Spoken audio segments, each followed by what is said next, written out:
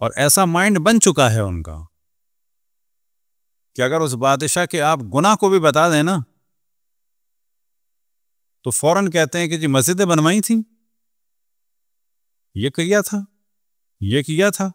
और खुसूसन एक बहुत बड़ी इबादत अगर अंजाम दी हो फिर तो मसला ही हल हो गया, वो है शियों का कत्ल। या वो ताज्जुब होगा, बाज़ बादशाहों की जो तारीफ बयान की जाती है उसमें यह है कि कितने शियों को मारा, क्योंकि मौलवी उसके बाद नंबर देते हैं अब तू पक्का आदमी है हमारा। यही काम दहशतगर्दी के जरिए से पावर में आया कौन? औरंगजेब। औरंगजेब की अब आप देखें चालाकी देखें, यारी देखें, बदमाशी देखें, जो भी देखें, कि बाप को हटाने के लिए उसने बाप के फजूल खर्ची का बहाना लगाया, पीछे मौलवी सपोर्ट कर रहे थे। अब रह गए बड़े भाई दारा शिको मुराद। अब उनमें से कुछ एक तरफ वो ब्रॉड माइंडेड थे। दारा शिको ने जैसे कि मिसाल के तौर पर तर्जुमा किया था उपनिषद का। उपनिषद किताब है हिंदुओं की जो उनके समझे इरफान पर है, वो खुद मेरे पास है, खुद उसका तर्जुमा किया है।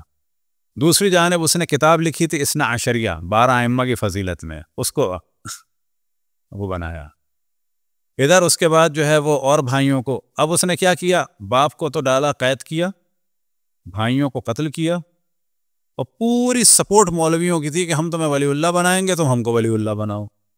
यहाँ इसने कहा जी आप जो है दीन फैलाएं, मौलवियों की एक वो बना दिया, ग्रुप कमेटी बना दी, उनकी काविशों का नतीजा है फतावा आलमगिरिया वगैरह जो है। और फिर मौलवियों ने कहा कि सही है तुम्हें जो करना है करो, तुम लोगों को टोपी पहनाओ, हम तुमको टोपी सीने वाला बना देंगे। अब वो हो गया कि जी ये तो टोपियां, और क्या लिखते हैं, जो कुरान लिखते हैं। पूरे हरम सारा वो टोपियां में चल रहे थे। ये सारे फजाइल किसने बनाए? बादशाहों ने।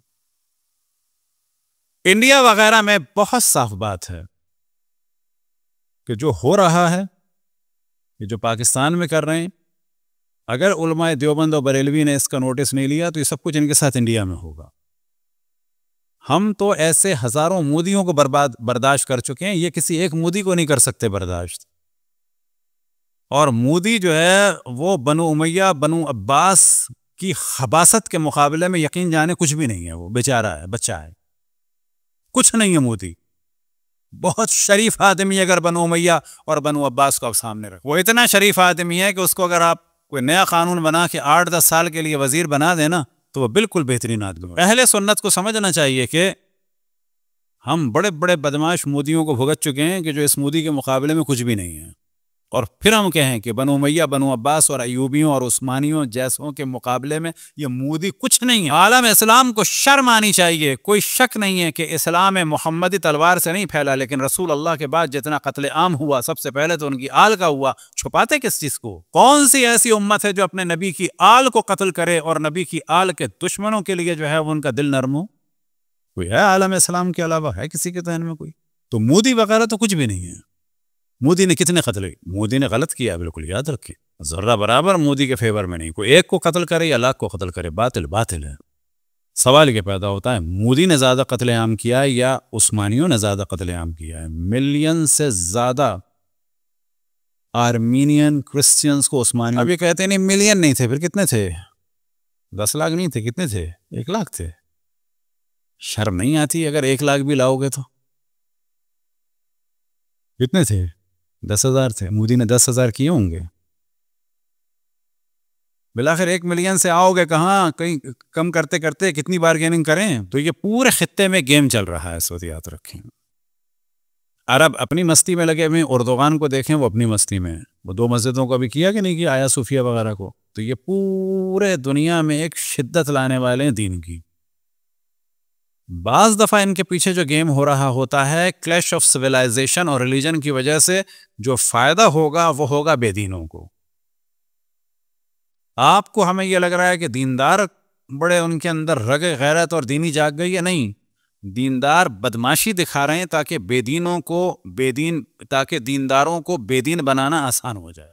अगर दीन के नाम से वेलफेयर हो रहा हो तो बेदीन बनाना मुश्किल है। दीन के नाम से कत्ल करवाओ ताकि बेदीन बनाना आसान हो। यही वजह है कि अक्सर अदियान इस वक्त आलम जंग में हैं, चाहे यहूदी हो, ईसाई हो, मुसलमान तो बाद रसूल अल्लाह मारते ही रहे। सबसे पहले आल को मारा। और फिर अगर आप देख लें, चाहे अल अयूबी हो, चाहे ये ऑटोमैन एम्पायर हो, तो ऑटोमैन एम्पायर का तो वाज़ है, इस वक्त इनको आग लगती है, इन्होंने आर्मीनियंस को मारा था, शियों को अलग मारा था। शियों को सर्द पहाड़ों पे ले जाके जमा कर दिया था कि शिया कहोगे तो मारे जाओगे, अपने आप को अलवी नुसैरी कहोगे तो जिंदा रहोगे। ये मैं बार बार कहता हूँ कि जो शाम में और इधर उधर जिनको आप नुसैरी कहते हैं, ये गुनाह उनको नुसैरी कहना, वो शिया हैं। उनके उलमा जो हैं कहते हैं कि जो जुल्म और गाली हमें हमारे दुश्मनों ने दी, अफसोस का मकाम यह है कि उसी गंदे टाइटल से और गाली से हमें हमारे शिया याद करते हैं। वो नुसैरी नहीं है, वो अलवी हैं। आप देखें, इंटरनेशनल मीडिया कहता है बशार को नुसैरी, नहीं, अलवाइड। वहां भी मीडिया कहता है नुसैरी। क्यों? कि ये शियों को दुश्मनान अहले बैत ने गाली के तौर पर टाइटल दिया था ये। और अफसोस की बात यह है कि हम गाली वाले टाइटल को यूज करते हैं, और उससे बड़ी अफसोस की बात है कि जो तोहमत उन्होंने लगाई थी शियों पे कि ये अली को अल्लाह कहते हैं, काफिर साबित करने के लिए, वो हम फख्र से अशार में बयान करते हैं। हाँ, ये मसला है कि आइम्मा के ज़माने में गुलू हुआ, गुलू लोगों ने मौला अली को भी कहा, बाकी आइम्मा को भी कहा, खुसूसन इमाम अली नकी के दौर में गुलू बहुत ज़्यादा बढ़ा। और ये जो आदमी है कि जिसको कहा जाता है नुमैर बिन नुसैर फहरी, के जिससे मंसूब है नुसैरियत, ये तो इमाम अली के दौर का था नहीं, ये तो इमाम अली नकी के दौर का था, और बदकिरदार तरीन लोगों में से था। ईसाइयों यहूदियों की ईदें मनाना, फिर उसके बाद हमजिनसी को उसने कहा कि जायज़ है। वो तो शिया नहीं था, दुश्मन था अहले बैत का, उसने अहले बैत के लिए मुश्किलात की थी।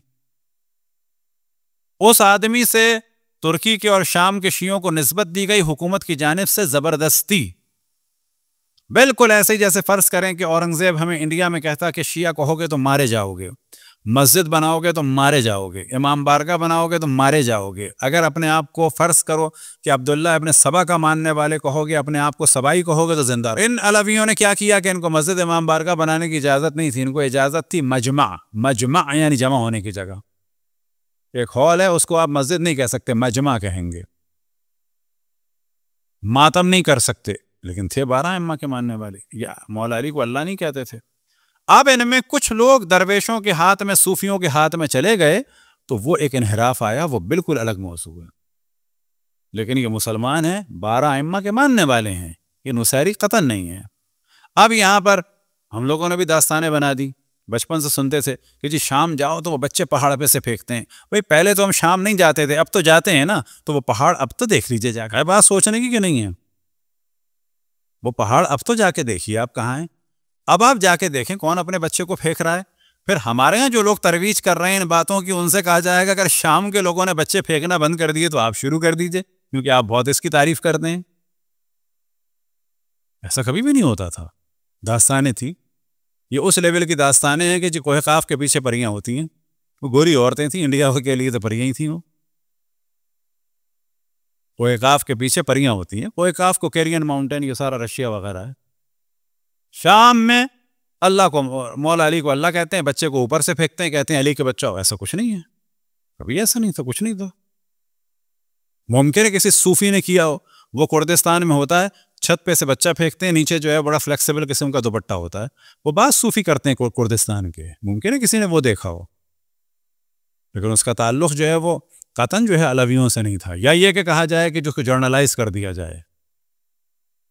ईरान में मूसल के बाद और उस तरफ कुर्दिस्तान के बाद अहले सुन्नत सूफी हैं, वो ऐसे बच्चे को फेंकते हैं, लेकिन उसका ताल्लुक इनसे नहीं है। तो हर दौर में इन लोगों ने जुल्म किया है। असल मौजू यह है कि हमारी प्लानिंग सही होनी चाहिए।